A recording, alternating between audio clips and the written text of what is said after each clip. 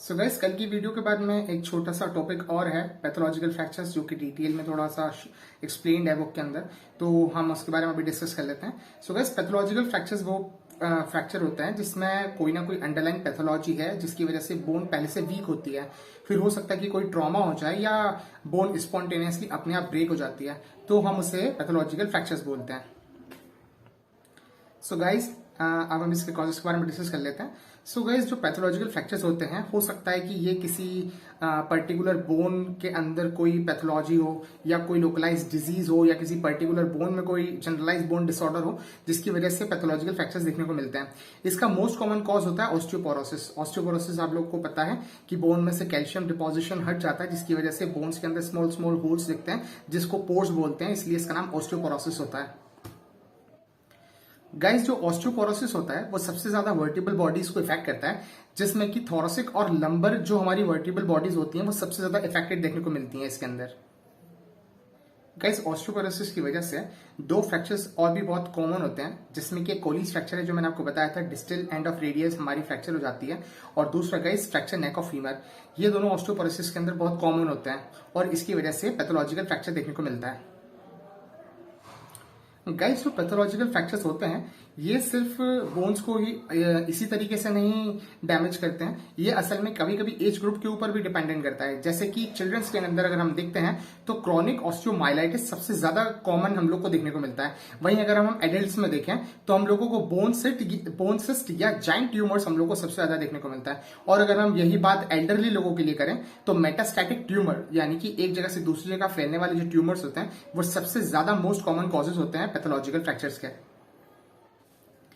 Guys, pathological fractures के अगर आप कॉजेज देखेंगे तो एक बड़ी सी टेबल दी हुई है बुक के अंदर, जिसके अंदर लोकलाइज और जनरलाइज डिजीजेस दी हुई हैं। लोकलाइज में इन्फ्लेमेटरी, न्यूप्लास्टिक और मिसलेनियस दिया हुआ है, और अगर आप जनरलाइज में देखेंगे तो हेरिडिटरी और एक्वायर्ड टाइप की अलग अलग वेराइटीज में उसमें बताया हुआ है कि ये कॉजेज हो सकते हैं पैथोलॉजिकल फ्रैक्चर्स के। तो अगर आप चाहें तो वो टेबल याद कर लें, अगर आपको नहीं याद आती तो कोई बात नहीं, मुझसे भी याद नहीं हुई थी। अब गाइस, इसके डायग्नोसिस की बात कर लेते हैं। सो गाइस, अगर सोचिए कभी कोई पेशेंट आपके पास आया जिसको फ्रैक्चर हुआ है बट उसको कोई भी ट्रॉमा नहीं हुआ है, कोई भी अंडरलाइन कॉज नहीं है, तो एक सस्पिशियस कॉज बन जाता है कि भाई इसको एक्चुअली में फ्रैक्चर हुआ कैसा है। तो कभी भी अगर आपके पास कोई पेशेंट आता है जो भी अगर बताता है कि उसको फ्रैक्चर हुआ है, तो फिर हम लोगों को डिटेल हिस्ट्री लेना पड़ती है उसकी। हमको पता होना चाहिए कि असल में ये ट्रॉमा हुआ तो ये फ्रैक्चर हुआ तो हुआ कैसे। कभी कभी पेशेंट ऐसा होता है कि पेशेंट आता है, आप उससे क्वेश्चन करते हैं तो वो आपको बताता जरूर है कि वो बहुत टाइम से उस पर्टिकुलर एरिया में डिस्कम्फर्ट फील कर रहा था, जिसके बाद उसको फ्रैक्चर हुआ है। तो आपको समझ में आ जाएगा कि हाँ, ये एक कॉज हो सकता है कि इसके अंदर कोई पैथोलॉजी अंडरलाइन हो। कभी कभी पेशेंट को पहले से पता रहता है कि उसको किसी तरीके का ट्यूमर है या कोई कॉज है जिसकी वजह से उसे फ्रैक्चर हुआ है, और कभी कभी पेशेंट को पता नहीं होता है, जिसकी वजह से जब पेशेंट आएगा तो आपको फिर एक डिटेल्ड पूरा वर्कअप करना पड़ेगा ये जानने के लिए कि असल में ये फ्रैक्चर हुआ तो हुआ क्यों, इस पैथोलॉजिकल फ्रैक्चर का कॉज क्या है। फिर गाइज हम इसके ट्रीटमेंट की बात कर लेते हैं। सो गाइज, अगर पैथोलॉजिकल फ्रैक्चर हुआ है तो इसका ट्रीटमेंट दो चीजों के ऊपर डिपेंड करता है। पहला कि हमको ये डिटेक्ट करना रहेगा कि इसके अंडरलाइन कॉज क्या है, और दूसरा ये कि जब हम असेसमेंट बनाएंगे तो हमें ये कैपेसिटी पता होना चाहिए कि फ्रैक्चर यूनाइट कैसा कितना हो पाएगा, और उसके साथ साथ वो जो डिजीज उसे हुई है उसका नेचर कैसा है, वो अंडरलाइन डिजीज का नेचर कैसा है, क्या वो बहुत ज्यादा एग्रेसिव है, बहुत ज्यादा स्प्रेड हो रही है जैसे कि हम मेटास्टेसिस में देखते हैं। तो ये दो चीजों पर उसका पूरा ट्रीटमेंट प्रोटोकॉल डिपेंड करेगा। गाइस, जनरली अगर हम ट्रीटमेंट देखते हैं तो जो ऑस्टियोपोरोसिस की वजह से फ्रैक्चर होता है वो यूनाइट तो हो जाता है कन्वेंशनल ट्रीटमेंट के बेसिस पे, मगर हो सकता है उसमें थोड़ा टाइम लगे। अगर कोई फ्रैक्चर होता है जिसका कारण सिस्ट है या बोन ट्यूमर है तो उनके अंदर भी हमको यूनियन देखने को मिलता है, मगर डिलेड हो सकता है। तो इतनी जल्दी ये जो फ्रैक्चर्स होते हैं ये इतनी इजीली हील नहीं होते हैं।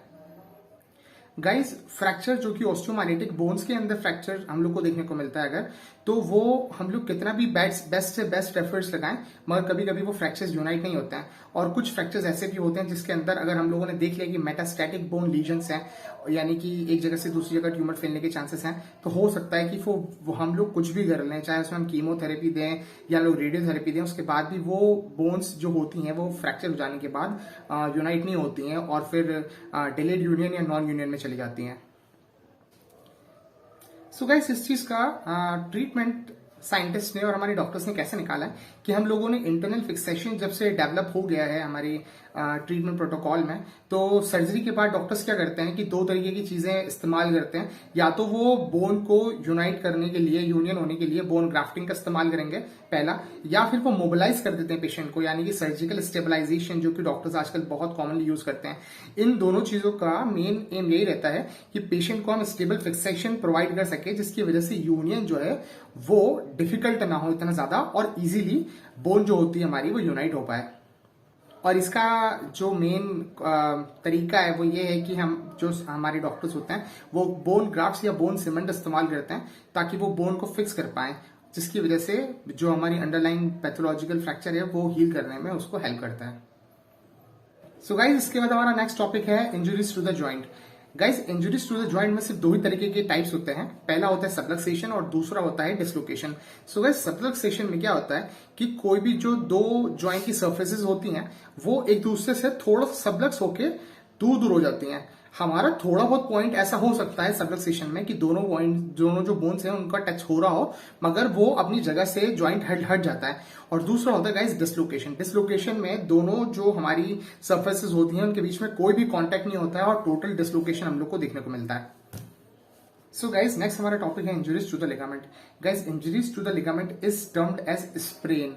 अगर स्ट्रेन बोला मैंने तो स्ट्रेन का मतलब होता है कि मसल्स को या टेंडन को इंजरी हुई है, और स्प्रेन यानी कि लिगामेंट को इंजरी हुई है। गाइस, इसको क्लासिफाई किया गया है तीन टाइप्स में, first degree sprain, second degree sprain और third degree sprain. So guys, पहला first degree sprain. First degree sprain में होता ही है कि हो सकता है कि कुछ मिनिमल लिगामेंट के फाइबर्स जो है वो टियर हो गए हो, जिसकी वजह से मिनिमल स्वेलिंग देखने को मिलेगी। हो सकता है टेंडरनेस देखने को मिले। टेंडरनेस ये होती है कि अगर आप पाल्पेट करते हैं तो वहां पे पेन हो रहा है कि नहीं हो रहा है, और बहुत माइन्यूट सा लिटिल फंक्शनल डिसेबिलिटी देखने को मिले, यानी कि हो सकता है कि जिसको फर्स्ट डिग्री ऑफ स्प्रेन हुआ है वो थोड़ा बहुत मूव ना कर पा रहा हो या उसे चलने में दिक्कत हो रही हो। इस तरीके के चीजें देखने को मिल सकती हैं। फिर आता है गाइस सेकंड डिग्री स्प्रेन। अब गाइस, जो सेकंड डिग्री स्प्रेन होता है, हमारे जो साइंटिस्ट है वो बहुत तेज हैं, उन्होंने इसको डायरेक्टली ऐसे डिस्क्राइब कर दिया कि फर्स्ट डिग्री और थर्ड डिग्री के बीच में जो भी होगा वो सेकंड डिग्री स्प्रेन है। सो गाइस, थर्ड डिग्री में क्या होता है कि सारे जितने फाइबर्स होते हैं वो टेयर अप हो जाते हैं। सेकंड डिग्री फाइबर में यह है कि जो हमारे फाइबर्स हैं वो ब्रेकआउट होते हैं, और जब हमारे पास पेशेंट आता है तो बताता है कि उसको पेन है, स्वेलिंग है, और वो इनएबिलिटी उसका होता है कि वो मूव नहीं कर पा रहा है। जिस भी पार्ट का कोई भी जो भी लिगामेंट टूटेगा वो उस पार्ट को मूव नहीं कर पाएगा, जिसकी वजह से हम लोगों को कुछ परफॉर्म करना पड़ता है, वो होता है special test. So special test हम परफॉर्म करके ये चेक करते हैं कि क्या वो लिगामेंट में इंजरी हुई है या नहीं हुई है, और उसके बिहाफ पे फिर हम हमारा डायग्नोसिस बनाते हैं। फिर गाइज हमारा आता है third degree sprain. Third degree sprain is the complete tear of the ligament. So guys, जैसे ही लिगामेंट पूरा टूटेगा तो वहां पर स्वेलिंग होगी, वहां पर पेन होगा, टेंडरनेस देखने को मिलेगी, हम वो पर्टिकुलर पार्ट इस्तेमाल नहीं कर पाएंगे, हमारा जो एक्सपेक्टेशंस होती हैं वो थोड़ा सा अलग सी भी हो जाती हैं, और उसके बाद हम लोग को उसका डायग्नोसिस बनाने में कैसे हेल्प मिलेगी, जब आप टेस्ट लगाएंगे तो आप बायलेटरली टेस्ट करके देख लीजिए कि क्या सच में कोई लिगामेंट टियर हुआ है या नहीं हुआ है। और अगर आपको लग रहा है कि लिगामेंट टियर हो चुका है, बहुत ज्यादा प्रॉब्लम आ रही है, तो फिर आप क्या करें कि आप एमआरआई करके देखें, और अगर इससे ज्यादा कुछ प्रॉब्लम है तो फिर आप आर्थ्रोस्कोपी करवाएंगे। गाइस, इसके अलावा एक छोटा सा टर्मिनोलॉजी होती है avulsion. Avulsion fractures avulsion injuries वो इंजरीज होती हैं जिसके अंदर लिगामेंट तो ब्रेक नहीं होता है, मगर लिगामेंट जिस साइट पे बोन के ऊपर अटैच होता है वहां से क्या होता है कि वो चिप ऑफ करके एक स्मॉल पार्ट ऑफ बोन अपने साथ में वहां से ब्रेकआउट कर देता है, जिसकी वजह से लिगामेंट उस जगह को स्टेबिलिटी प्रोवाइड नहीं कर पाता है। सो इसको हम बोलते हैं avulsion of bone chip from ligament attachment. फिर गैस बात आ जाती है क्लिनिकल एग्जामिनेशन की। सो गैस, क्लिनिकल एग्जामिनेशन में सेकंड और थर्ड डिग्री स्प्रेन में हमको कभी कभी हेमार्थ्रोसिस देखने को मिलता है, यानी कि जॉइंट जो होता है उसके अंदर हमको ब्लड देखने को मिल सकता है, मगर वो सिर्फ 2 आवर्स के अंदर अंदर ही होता है, क्योंकि अगर मान लीजिए जो बोन है वो बाहर से कवर्ड है, जो बोन चिप ऑफ हुई है या लिगामेंट अगर जो भी वहां से टर्न आउट हुआ है उसमें इतनी ब्लीड नहीं हुई है, तो फिर वो हमको देखने को नहीं मिलेगा। इसके साथ साथ गाइस, हम क्लिनिकल एग्जामिनेशन में स्ट्रेस टेस्ट लगाते हैं, तो जो भी जगह का लिगामेंट का टेस्ट होगा, अगर आपको कोई भी टेस्ट जानना हो तो आप मुझसे पूछ सकते हैं। सो हम लोगों को कुछ टेस्ट लगा के देखना पड़ता है, जिससे हमें पता चल जाता है कि वो लिगामेंट टर्न हुआ है या नहीं हुआ है, और उसमें first degree, second degree, third degree कैसा हमारा लिगामेंट टियर हुआ है। इसके बाद गाइस बात आती है इन्वेस्टिगेशन की। तो मैंने आपको इन्वेस्टिगेशन में पहले बता दिया है कि इन्वेस्टिगेशन में सबसे पहले तो हम लोग एक्सरे करवा के देख लेते हैं। आपने टेस्ट लगा के देख लिया, अब इन्वेस्टिगेशन की बात हो रही है, तो अब आप एक्सरे लगा करवा के देखेंगे। अगर कभी जैसे मैंने आपको बताया एवल्जन में जो छोटा सा पार्ट होता है जो कि बोन का चिप ऑफ हो जाता है, तो अगर वो हुआ है तो वो आपको एक्सरे में देखने को मिलेगा। अगर एक्सरे में स्ट्रेस्ड जो हमारी बोन्स होती हैं उसमें हो सकता है कि आपको थोड़ा सा बोनी जो बाहर के पार्ट्स होते हैं वो और क्लियरली देखने को मिले। अगर आप और इन्वेस्टिगेशन करवाना चाहते हैं तो फिर आप एमआरआई या आर्थोस्कोपी पे जा सकते हैं। गाइस, हमारे जो most of the ligament injuries होती हैं वो बहुत ही इजी प्रोटोकॉल से हम उसको ट्रीट कर लेते हैं। तो अब हम ट्रीटमेंट पे बात कर लेते हैं। गाइस, ट्रीटमेंट के लिए बहुत सिंपल सा प्रोटोकॉल फॉलो होता आ रहा है जिसको हम राइस बोलते हैं, यानी कि rest, ice therapy, compression bandage and elevation. इतने करने से गाइस जो फर्स्ट डिग्री के स्प्रेन्स होते हैं वो तो हम आराम से ट्रीट कर लेते हैं। सेकंड और थर्ड डिग्री के जो स्प्रेन्स होते हैं उसमें गाइस हमें इमोबिलाइज करना हो सकता है जो भी पर्टिकुलर जॉइंट है उसको 1 या 2 वीक्स के लिए। कभी कभी ऐसा भी हो सकता है कि थर्ड डिग्री स्प्रेन हुआ है और लिगामेंट पूरा ही डैमेज हो गया है या बीच में से बिल्कुल ही टॉर्न हो गया है, तो फिर आपको सर्जरी की जरूरत भी पड़ सकती है। सो गाइज, एट लास्ट हमारा जो लास्ट टॉपिक है वो है injuries to muscles and tendons. So guys, जो मसल्स होती हैं वो सबसे ज्यादा टेयर होती हैं यंग पीपल में, और जो टेंडन्स होते हैं वो डैमेज देखने को मिलता है एल्डरली पीपल में सबसे ज्यादा। कभी कभी हो सकता है कि मसल पार्शियली डैमेज हुई हो या कंप्लीटली डैमेज भी हो सकती हैं, जिसको हम स्ट्रेन बोलते हैं। गाइज, स्ट्रेन मैंने बताया था लिगामेंट इंजुरी होती है, जो स्ट्रेन होता है वो मसल और टेंडन इंजुरीज होती हैं। गाइस, जो पैथोलॉजी होती है इसकी हमारी मसल या टेंडन इंजरी की, ये यूजुअली नॉर्मली हम लोग मसल्स को ज्यादा इस्तेमाल करते रहते हैं या डिजनरेशन होती है या वेयर एंड टियर होता है मसल्स के अंदर, तो हमको इंजरी देखने को मिल सकती है जो कि कंप्लीट या पार्शियल हो सकती है। और ये कभी कभी मसल कॉन्ट्रैक्शन की वजह से भी होता है कि इंजरी हम लोगों को मसल्स में देखने को मिलती है। सो गाइस, एट लास्ट जो हम लोगों का ट्रीटमेंट है वो डिस्कस कर लेते हैं। सो गाइस, ट्रीटमेंट में अगर एंड टू एंड हम लोग को जो टेंडन का या मसल का टीयर हुआ है उसको रिपेयर करना रहता है। अगर कभी ऐसा हो जाता है कि जो हमारी मसल है वो कुछ ज्यादा गैप की वजह से बीच में गैप ज्यादा आ जाता है, तो फिर हम उसमें क्या करते हैं कि हम लोग टेंडन का ग्राफ्ट लगा लेते हैं।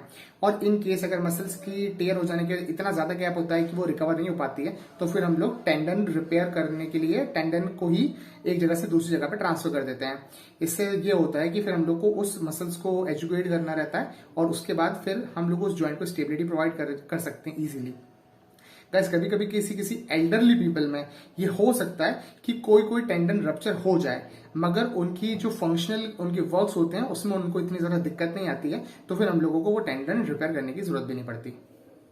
सो गाइस, हमारा पहला चैप्टर खत्म हो गया है। अगर आपको इसके बाद फ्रैक्चर से रिलेटेड कोई भी डाउट हो तो आप कमेंट सेक्शन में पूछ सकते हैं। अगर आपको इसके अलावा कोई और दूसरी चीज समझ नहीं है तो आप बोल दीजिए, नहीं तो मैं कोशिश करूंगा कि मैं इस पूरी की पूरी सीरीज को एक के बाद सारे टॉपिक्स कवर करता रहूं। और मैं जो भी वीडियो अपलोड करूंगा उसके जो टॉपिक रहेगा, टाइटल रहेगा, उसमें मैं बता दूंगा कि मैं क्या चीज डिस्कस कर रहा हूं, तो आप लोग देख सकते हैं।